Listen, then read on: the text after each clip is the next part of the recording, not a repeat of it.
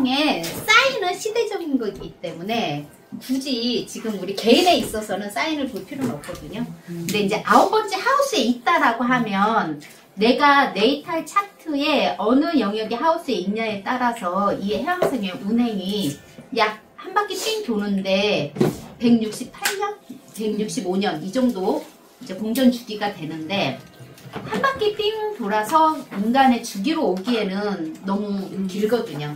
그래서 내가 네이탈 차트에 있는 곳으로부터 아마도 라스트 쿼터까지 가기에는 힘들 것 같아요. 네. 그래서 지금 현재 대한민국 차트 상으로 놓고 봐도 지금 한 요 정도 지금 있으면 조금 있으면 어퍼지션이 되죠. 대한민국 탄생으로부터 이렇게 있기 때문에 그러니까 인간의 주기로 놓고 보면 어퍼지션을 지나서 라스트 쿼터까지는 가지는 않을 것이다. 이렇게 이제 있는 상태이고요. 그래서 지금 여기 9번째 하우스에 진입한 상태에서 이 해왕성의 영향이 우리가 보통 9번째 하우스 커스프 사인 요거 커스프 사인의 주인별 중요하죠. 그리고 그 다음에 영향을 미치는 거예요. 이 9번째 하우스. 그리고 해왕성이 있는 네이탈의 해왕성이 있는 영역 이런 것도 중요하고요. 그리고 네이탈 안에 있는 여기 행성 간의 어스펙트. 그러면 지금 현재 9번째 예를 들어서 지금 행성이 9번째를 달린다라고 하면은 천왕성을 맞이할 거고 해왕성을 맞이할 거거든요. 그럼 얘네들하고 컨정션이 될 예정인 거야. 이 9번째에 왔을 때. 그러면 첫 번째 우리가 9번째 하우스 먼저 해석을 하고요. 그리고 두 번째 컨정션 된 거를 먼저 해석하고요. 그 다음에 세 번째 다른 행성 간의 어스펙트를 맺은 거를 해석하면 될 것 같아요. 그래서 지금 여기 해왕성이 9번째를 가고 있는 거는 해왕성의 과정을 보여주는 거예요. 이제 9번째 오랜 기간 머물러 있을 거거든요. 오랜 기간 머물러 있을 거기 때문에 이 이제 과정은 여기 9번째 하우스에 있는데 우리가 9번째 하우스에 있는 상태에서 어떤 사람은 어스펙트를 안 맺는 사람이 있는데 완전하게 전체 이제 가면서 다행히 안 맺는 사람도 있지만 또 컨정션이 아니래도 어떤 형태로도 또 다른 네이탈에 있는 행성하고 맺어질 수 있는 수지가 있거든요. 그러면 이제 그 시기에는 조금 유심히 봐야 될 필요가 있다. 그러면 어느 정도이냐? 약 한 2년 정도는 어스펙트를 맺는다라고 하면 좀 유심히 봐라. 이렇게 지금 되어 있는 상태예요. 그래서 9번째 하우스. 그러면 이제 9번째 하우스 영역이 어떠한 거를 담당하고 있는지 이거를 보면 돼요. 9번째 하우스. 그러면 9번째 하우스는 우리가 봤을 때 이 고차원의 영역이거든. 그러면 엄밀히 따져서 해왕성에 9번째 있을 때 긍정적으로 반응하잖아요. 그럼 고차원의 학문에 있어서 굉장히 업그레이드 될 수 있는 수지가 있어요. 그런데 해왕성이 들어올 때 어떻게 들어온다 그랬어요? 안개와 함께 들어오면서 기본적으로 개인의 토성 성향이 약한 사람은요, 안개 속에 부정적인 게 같이 들어올 수 있어요. 자, 제가 토성이라고 얘기했어. 토성. 왜냐면, 어떠한 상황에 있어서, 현실적으로 내가 어느 상황이냐에 따라서, 요거를 내가 유혹으로 받아들일 수 있고요. 그렇지 않을 수도 있는 거예요. 그러니까, 반드시 개인 차트를 봐야 되는 거지. 개인의 네이탈 차트. 그래서 네이탈 차트를 보는데 그럼에도 불구하고 9번째 하우스 들어오면서 같이 들어온다. 그러니까 그냥 테스트는 들어간다라고 생각하면 돼. 우리는 그냥 맞이하려고 하면은 하우스를 맞이하든 어스펙트를 맞이하든 뭐든 다 테스트는 들어가요. 근데 테스트 통과하냐 안 하냐는 개인의 욕망에 의해서 달라져요. 그러니까 근데 이제 9번째 하우스에 엄밀히 따지면 긍정적인 걸로 쓴다라고 하면은요 굉장히 고차원의 스승이 될 수 있어. 이건 긍정적인 거고요.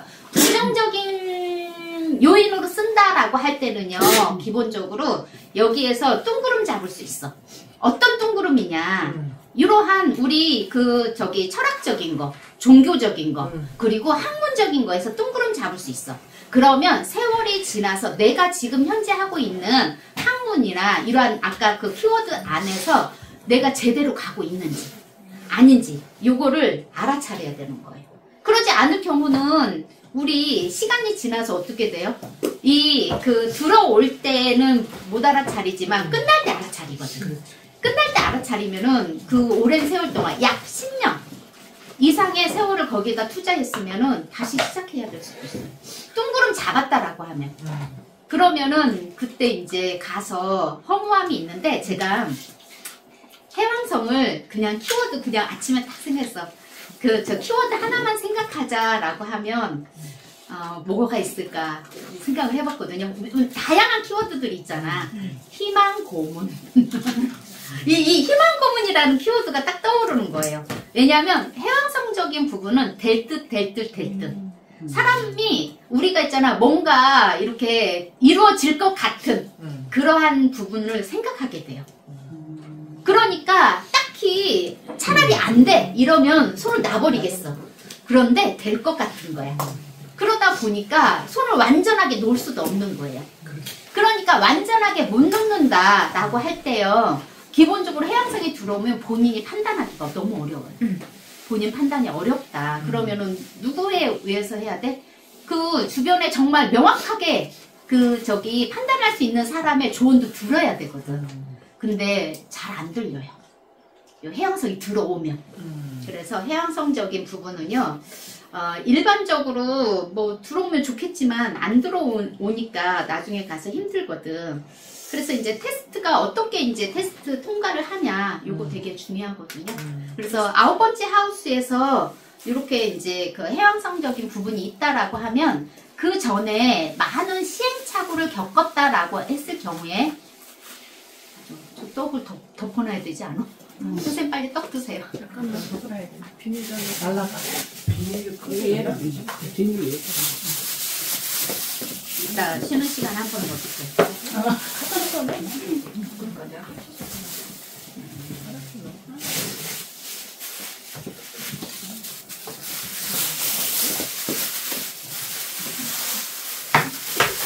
그래서 이제 지금 뭐가 있냐면 해왕성이 젊은 아이들 있잖아요. 지금 딱 그 고등학교에서 저기로 특히 중학교, 고등학교 이 시기가 자기가 중학교 시기에 진로 선택을 많이 해요. 어머니들이 잘 몰라도 그 아이는요, 그 삶에 있어서 중학교 1, 2학년, 1, 2, 3학년 때 자기 인생에 대해서 고민을 해. 고뇌를 하는데 일반적으로 엄마들이 잘 못 알아차리는 경우가 있어.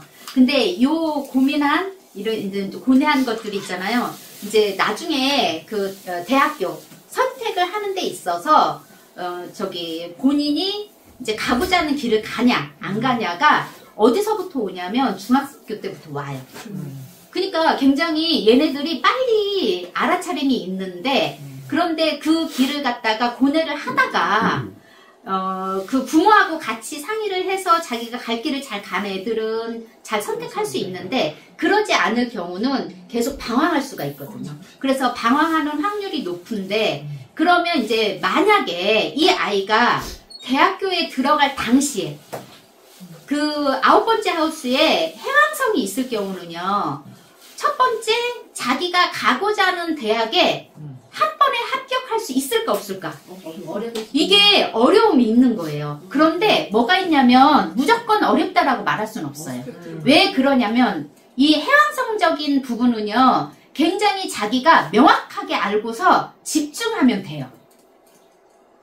그러니까 그 어려서부터 그 한 분야에 집중하면 되는데 가다가 흔들려요. 가다가 흔들리니까 자꾸 우왕좌왕 하다가 보니까 집중력이 없으니까 그런 거고요. 그 가고자 하는 길만 명확하면 갈 수 있거든요.